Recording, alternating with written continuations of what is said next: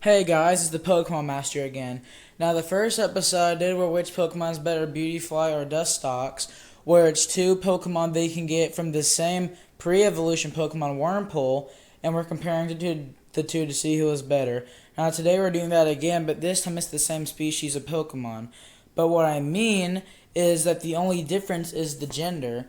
As you can see, we're going to compare Nidoqueen and Nidoking. Let's get into it.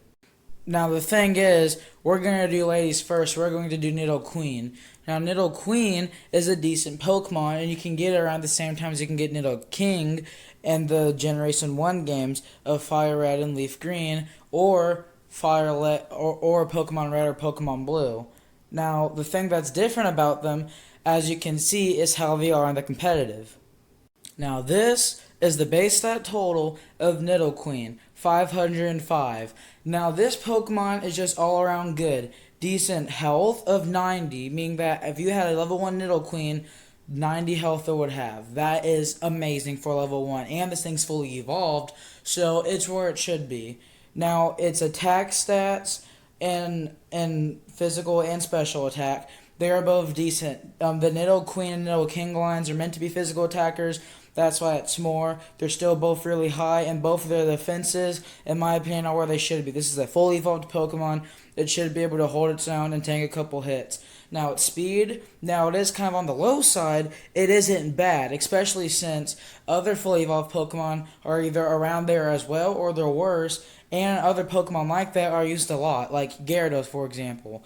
Now, the thing is, this Pokemon actually evolves very, very early. From a Nidoran female to a Nidorina at only level 16, and you can evolve it again at level 16 if you have the Moonstone, which is very easy to find early game right on Mount Moon. At least I think is the name of the mountain. I haven't done any Gen 1 games in quite some time.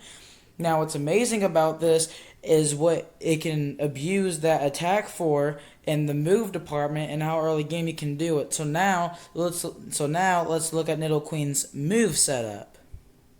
Now this is the move setup for Nidoqueen. No HMs, no TMs, what it would learn naturally. There's dark moves, fighting moves, ground moves, normal moves, and poison moves.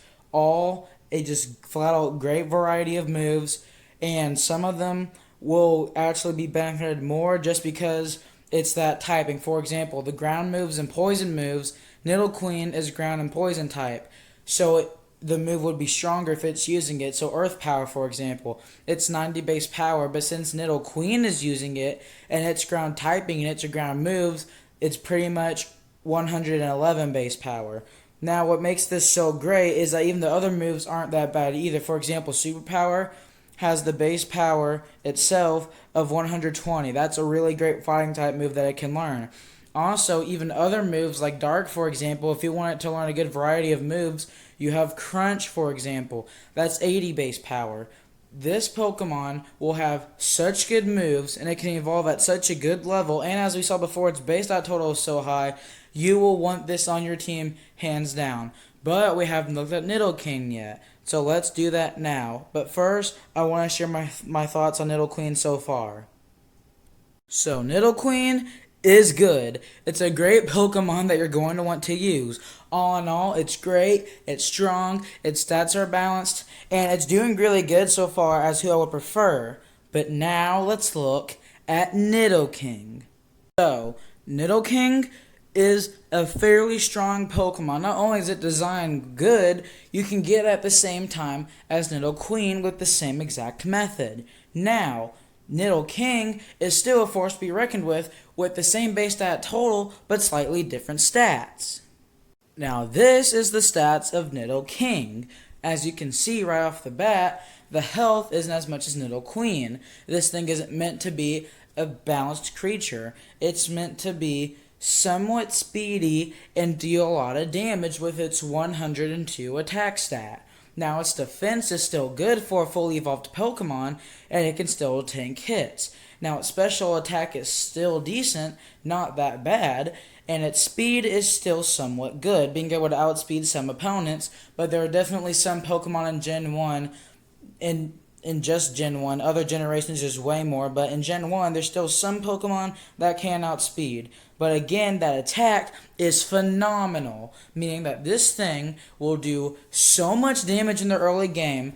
It will help you phenomenally no matter what gym leader, even Misty, which with her water types will be strong against Nidoking because of the ground typing it has along with poison. But still, this thing will help you amazingly. Now, not only does Nidoking have good stats, it can learn good moves with the wide variety. Not including HMs or TMs, it can learn Dark, Normal, Psychic, Fighting, Rock, Steel, and Poison type moves. Now, it can learn some decent ones, but don't forget it learns even more with HMs and TMs. But for what it does learn naturally, it's not that bad.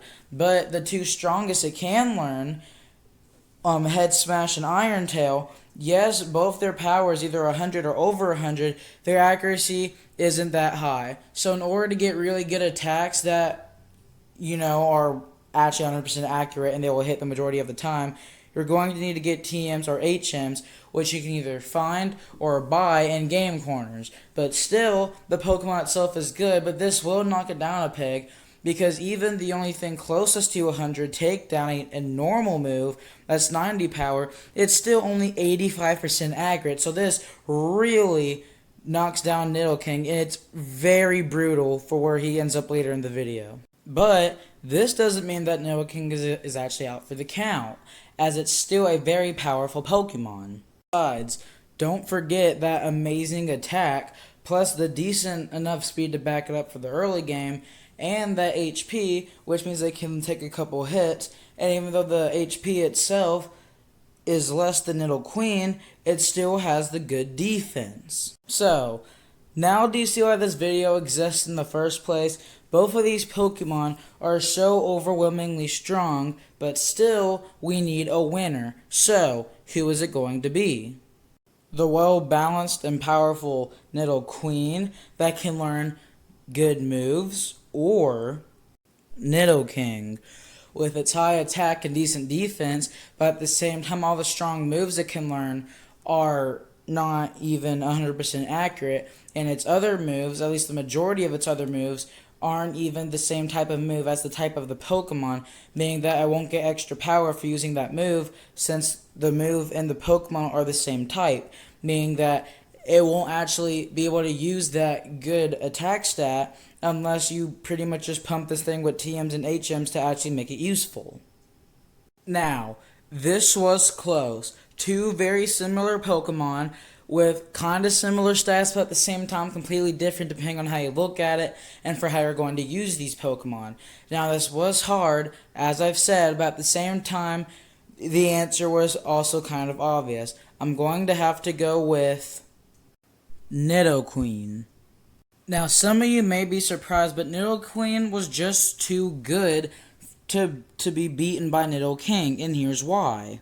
Stats, in my opinion, even though Nidoking did have better attack, everything else for Nidoqueen is looking up for. Everything is well balanced, everything's where it needs to be, and even though the attack isn't that high, all of Nidoking's attacks that are strong can either miss or you need a TM or an HM for. Meanwhile, Nidoqueen isn't like that, meaning that you are still getting all of the bang for your buck, and it is still the better choice in my opinion.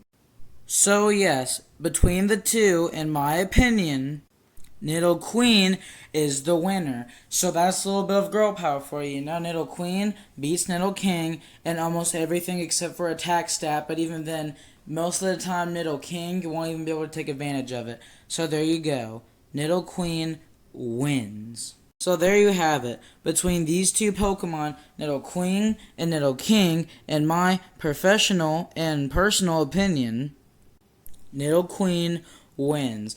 It just has too good of stats, and everything just plays in its favor. Now, if you disagree, just say in the comments and give your reasoning behind it, and I'll read your comment, and we can just chit-chat about Pokemon down there or something. But until next time, I'll see you in the next video.